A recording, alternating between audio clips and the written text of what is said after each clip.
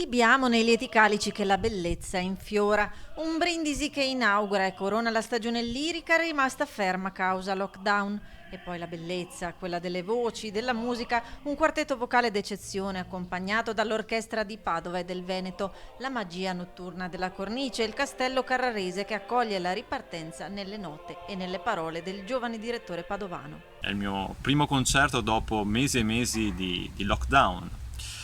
Mi trovavo in Russia nel mese di marzo, ero lì per una serie di concerti, quando da un giorno all'altro tutto è stato sospeso e noi artisti ci siamo ritrovati così in una sorta di limbo. Categorie dello spettacolo penalizzate che ora guardano avanti, riflettori accesi nuovamente sul palco con un galà della lirica domenica 9 agosto a partire dalle 21:15. Abbiamo strutturato un programma interamente dedicato al bel canto e al verismo.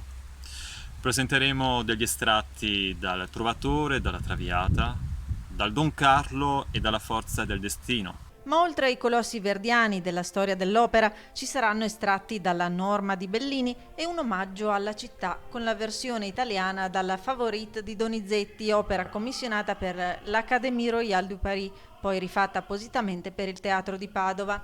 Dal bel canto alle arie ai duetti del verismo, come La mamma morta dall'Andrea Chenier, Pagliacci di Leoncavallo, interpretati dal soprano uruguaiano Maria José Siri, il mezzosoprano romano Teresa Iervolino, il giovane tenore Azer Zada, originario della Repubblica dell'Azerbaigian, e il baritono veronese Simone Piazzola.